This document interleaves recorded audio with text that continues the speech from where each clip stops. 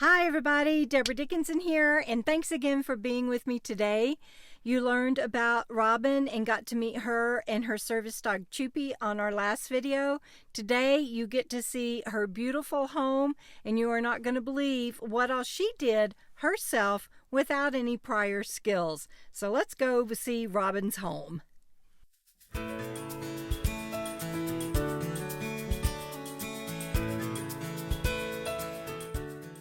All right, thank you for letting us come into your home today, Robyn. Yeah, yours and Choopy's home, and is it absolutely beautiful. I just told people that you had no prior experience. So how did you learn how to do this? I watched YouTube. You're kidding me. Any van build YouTube, I watched how to lay the floor, how to do the installation, how to do the ceilings. I watched YouTube like mad every minute of the day. That is so fantastic. Good. And so did you already know how to use the power tools and everything? No, not at all. You just learned on your own. Yeah, you are such an inspiration in so many ways. I keep saying, self-tapping screws, and, I didn't know what, Oh my So, goodness. yeah, there's a lot to learn, but at the same way, it was fun. Yeah. It was like one of the best projects I've ever done. And so tell me, tell everybody again. I know we on your interview I can't remember if we said it or not, but tell them what your rig is. I have a 2002 Chevy Express 1500. Okay. And how many miles does it have on it, if you don't mind sharing? Maybe I bought it at 150 and it might have 170 now. Okay, good deal. Yeah. And how long did this beautiful build take you? Probably 4 or 5, well, let's say 6 months total. 6 months total. And when you bought the van, what did it have in it? Metal cages. It was a painting crew for a school district. Oh my goodness. So it was all cages and wires and paint splatter. Like somebody took the old spray can and, it was horrible, all this overspray. But I bought the cheapest van I could find. And it was $1,800, and I told the guy, if you deliver it, I'll give you cash. I didn't test drive it. I didn't care what engine. I didn't care if it had tires, because really I didn't want to go buy an expensive van like a Transit or ProMaster, because I knew I had to build it myself because I couldn't afford $60,000 for a conversion. Yeah. So I didn't want to spend money on a Transit or ProMaster and screw it up by, not doing the fan right. So this was a practice so run it was, for you. I was totally going to destroy it. Supposed to be. I was going to destroy it. And that was my intention, to see where I could stop my capabilities. Yes. And once I got to the point, then I knew, okay, then I could have somebody else come in and do what I needed. But one little step went to the one little step and next step. And pretty soon I was done. And I loved it. And it was like... Rightfully so. And then it's like, well, I better take it to a mechanic to see if this thing even runs. And the only thing I needed was spark plugs. Oh, that and is he such said a I couldn't have found a story. better van. That is such So a lovely story. I put new shocks and stuff on it, just in tires. And I did all the, fancy stuff. But well, it is just lovely. So tell my viewers what they're looking at, sweetheart. what you're looking at. Well, mostly you're looking at recycled wood, because I posted on Facebook if anybody had any spare scrap, wood in their backyard. And they're like, I got plywood, I got 2x4s. So basically I built this on, people giving me wood. So I have a full-size bed, and I have 14 inches, so I have all my containers and stuff underneath my bed. The clothes cabinets are here. My food pantry is here, and of course my delightful oven. I have pots and pans down here below, and then this is food storage, and the countertop. I have my cassette toilet, silverware, and then my sink. Tell me about your stove. What does a chef use? This is a Camp Chef, and it has a full-size, I could put a 9x13 pan in here. There's 2 shelves, and it heats just like a regular oven. And lasagnas or whatever you want to make. And you have it plumbed for propane. Yeah, my little tank, my 5-gallon tank is there. It will work on a 1-gallon green bottle too. Nice. So, but this thing is great. It has to be if you like it and you cook off of it. Tim and Stanley will bring over like a pork tenderloin and say, could you put this in your oven for me? And we could do cinnamon rolls and, cakes, and it's fun. It's a lot of fun. Well, this is one of the best things I bought for my van. I love it. And especially since you are a chef, it had to be important and to a you. lot of people are concerned about the safety behind the oven in their van, but this thing does not get hot. Oh, good. I have it sitting on a metal tray in case, it splatters down there because the heating element's on the bottom. But the sides actually do not get hot at all. And, you have to be careful because of propane, and you have to make sure you're vented and stuff like that. But as far as the safety of if the sides get hot, it's... So is there anything on the back side, in the back part of the van, the bedroom and the kitchen area that we've looked at so far that you would change if you could? Well, I changed my bed. Okay. When I first did this, you watch the videos and you see the people building them with the thing that comes up to make the couch, and I didn't have this at the time. So I built it where it could turn into a couch, and I could either bring it up, sit this way, or I could sit out the back door. And it was the heaviest thing I've ever seen. my van was on a wheelie. So when I got out with Tracy and Tim, we redid the bed. Awesome. It's just a simple frame now with slots, and it took almost 550 pounds off my weight on my van. That's wonderful. And I want to tell people that you need to know the weight of your rig. I don't care what you are driving. Big difference. Even if it is a car, you need to know what its capacity is and what weight you are carrying. And the best and easiest way to do that is go to a landfill. Sometimes you can go to actual weight stations, but you can go to a landfill and sometimes get that done for free. Yeah. But you absolutely need to know, you should know, actually, if you haven't started yet, you should know your before and after weight, but always know what your capacity is for your rig, because it makes a difference. Well, yeah, because of the struts and the shocks. Not only in gas mileage, but in the longevity of your van. Yeah. Tell them about your solar. What do you have? I have 350. Hi, Lucky. Tim's dog. Tim's dog. They're like, Lucky. We know who cooks and who doesn't. Hi, Luckies. Hi, Luckies. I have 350 watts panel on the top. I have two VMAX batteries that I think I have 355 amp hours. I think they're like 150 each. Okay, cool.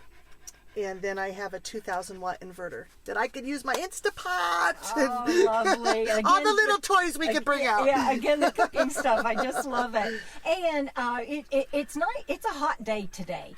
But it's nice and cool in here. Yeah, good, nice job on the insulation and build. Two things on that. I use the polyiso boards. Okay. The foam rigid. Yes. That's what I insulated my fancy free with. I did an inch on the top, and I did 2 inches because you could put. There's a big gap. You could put 2 inches, but that's not really. I mean, it made a big difference. But I recently did truck bed liner as my paint on the outside. Made it 10 degrees warmer. It stays warm in here so much better, and it keeps the heat out. So that truck bed liner on the outside made the biggest difference in my insulation. Well, good to know. And it may look funny, but it keeps it works. Right? Well, you're just an amazing woman. I'm so glad and proud to call you friend. Oh, me too. Thank you. Oh, thank you. All right, so Robyn, in the interview, you shared with people how long you've been on the road, but let's remind them. I started on the RTR last year in January. That's when I met Tim and Stan and all those guys. Yeah. And traveled until March, and then COVID hit. Yeah. So April through November. And I gave up my apartment. And so I was kind of screwed. And it was like, oh, where do I do and what do I do? Yeah. So I really stayed at a family member's driveway. Yeah. And did the summer because as things progressed, campgrounds were closed. And I I didn't have any idea about boondocking, so I was really relying on the campgrounds. Yeah. And everything was closed. Oh, that's so funny. So I just stayed. Not funny, ha, Yeah. but we all experience And stuff like that. California had all those wildfires. Yeah. And I was talking to a friend from Salt Lake City, and Gail said, just get out of there and come here. Because it was literally, I had this much of ash on my solar panels, so I couldn't even charge. And then she's like, get out of it, because the smoke was so bad. And you're breathing in, night and day outside air. Yeah. So it was a big difference when the fires came. So I went to visit her for a while, and then hooked up with Tracy. Yeah. And since November, I've been tag along with these guys. You couldn't have gotten a better crew. So really, since November. Okay. Yeah. Well, that's awesome. And so you've had a chance to see. People can see your Wave 3 heater there by your sink. So this is how I normally. Yeah, this is how you normally ride. But people can see your Wave 3 heater there. That's okay. You don't need to do anything. This right here. So the way that you have been using your heat is you don't pull your curtains because you have a windshield cover. Yeah, normally I have the RV cover, but here I get the city lights. Yeah. So it's so romantic for myself. Yeah. And I kept it, and there's nobody parked down there, so they can't see in. So people can see your Wave 3 Olympian heater there. That's the same thing I have in Phoenix, my RV. And I think it's the same thing Robyn has, right? Yeah. It's the best thing ever. And you actually just flip it around so that it faces your bed, but you don't draw your curtains. Yeah, I turn the cabinet open. Yeah. Put it on the other side. Well, that's awesome. So, and your sink there, you put that in yourself too? I did. And what is the plumbing? I have the Whaler foot pump. Okay. The double action foot pump. So I don't have the electric pumps that noise. It bothers me. Yes, you and me both, girl. You and me both. So I got the foot pump, and the foot pump's just in the cabinet there. So I opened the cabinet to do the sink. That's wonderful. Hey, you too. So Hazel is so adorable. I'm going to start charging Hazel rent. There you go. That's Tracy's dog, and she's now come to see Choopy. Yeah, they're buddies. And she is standing on your fridge freezer. Yeah. And what kind is it? This is the FOHO. FOHO. And what I think, don't quote me, but what I think Applicool builds them for Amazon. It's one of those brands that one maker makes 5 different brands. Yes. It was $250 on Amazon. And it is the best thing ever. I'm so glad. It serves dual purpose when you travel with a dog. Yes. Go back and forth, and especially your alert dog. Hi. So adorable. And so you have a cassette toilet, and you also are using a beautiful little footstool that serves as a backup for you, because just like people know, my viewers know all of the precautions and extra things that I have to do for my brain injury, but that's one of the things for you. If you get into what I call TBI episodes, and then for you seizures, we have to be able to be set up to be able to stay home for a while. And so how beautiful is that? And Tracy helped you make the cushion and everything. She made it. Isn't that awesome? It's just gorgeous. It's also a great ottoman. That's it. There you go. It's an ottoman cook. Yeah, to sit on. Do my dishes. Yes. That's how I used to do mine in Fancy Free when I was in my van as well. Yeah. And another precaution that you take, we saw your bed, and you have a lot of material and pillows behind your bed. Of pillows. And tell us the reason for that. Well, the last thing I want to do is hit my head. Yeah. And I have the grand mal seizures. Yes. So, when he alerts me, I go lay down. Yeah. And I surround myself with pillows. Yes. And it's for 2 things. One, I don't hit my head, and but 2, it helps with, because I could push him up and get him as close as possible, and it just supports me. Yes. And then I have a better recovery because my hands aren't doing this. They're more in here, so it's quicker recovery time. Good deal. You know, so it's really helped. Yes. You know, this van life has really helped me. Oh, you and me both. I mean, that's why I'm writing my book, and I mean it. I it still have my braces Yes. and my walking braces and stuff. Yes. I haven't used those in at least 6 months. Yeah. You know, I still have the foot drag and stuff, but just being out here and getting the fresh air and stuff, I come alert. You know, it's just so much better on the soul. It is. It is amazing. I really mean it. I'm not just writing a book to say that. You really still mean have it. to take precautions. Yes. And you still have to be responsible, and you have to acknowledge what could happen for you to prevent what happened. But it's such a it's almost easier because sticks and bricks, you have so much other stuff. Yes. And I tell people all the time that I know when my TBI episodes are coming on. Yeah. I have telltale signs: the stuttering, the droopy eye, nosebleeds. I can't process, and then I know it's time for me to go into seclusion, take care of myself, lay down. Sometimes I cover up my head and all of those things, and you have your alert dog, and we just do things. Now, one of the things that I wanted to cover is I saw the material in the back on your pillows you've got over your head. Yeah, Tell people about that. My head, what do they call this? A liner? Yeah, the headliner. This is the very first thing I did in my van, because they had it was peeling and it was hanging when I bought it. It was like $400 for a new headrest. And on YouTube, I saw someone they take the headliner down, and you just use that 3M That's how I did spray, my insulation. And you spray it, and you put the fabric up there and tuck up and put it back up, and it was the easiest thing in the world. Is there anything before we close out that you can think of that you want people to know, or that we didn't share, that you think you might want to cover? As far as building the van, anything on about your van or about this lifestyle? I would say if you're building your own van, one, if you're a woman, don't be afraid of doing it yourself, and two, asking,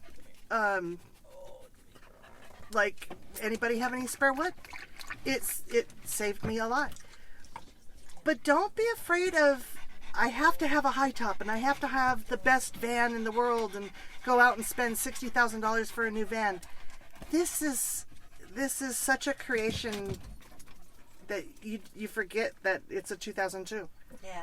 You know, I was going to go out and buy an RV, and this is just so cozy, and it works for me. It works for me.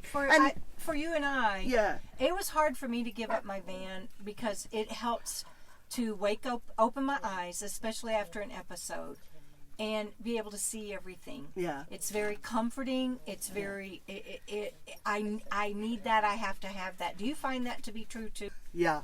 You notice that I got all my stuff in baskets and stuff, and normally I got more stuff, and I'll put potato chips and stuff. If I don't see it, I forget. Yeah. I don't even know I have it. Right. So all of my stuff, the bins under my bed, I have to be able to pull out and see. I don't have cupboards on the food, because if I don't see that I have it, I forget it. And I got to put these here, because I'll forget that I have clamps if I put them in a drawer. It sounds silly. No, not at all. But that's why I was asking, because I'm kind of the same way. And I was a little bit worried about going to an RV, but I got a small one, and I got one that's very simple. I love yours. I don't have a black tank because I can't do that. Yeah. I can do a nature's head. I have to have things simple, and things can't be moved because I won't remember, and then I get disoriented and I start skipping, and I'll go straight into an episode. If you can't find something, if you have not only TBI, but maybe other kind of dementia or Alzheimer's or something, but when your brain is not functioning like the normal functioning brain, if you can't find something, that could trigger you. Yes, it does. And the simplest thing put me in bed. I mean, people are I lose stuff all the time. I'm like, you don't have a brain injury. That's not what I'm talking about. Yeah, it's like you need a pen to, write something down. If you don't know where that pen is, that could set you off, and then you're just doing a spiral, because then you have to find the pen. Well, for me, it's if I look for the pen for so long, I forget what I was doing. 2 days later.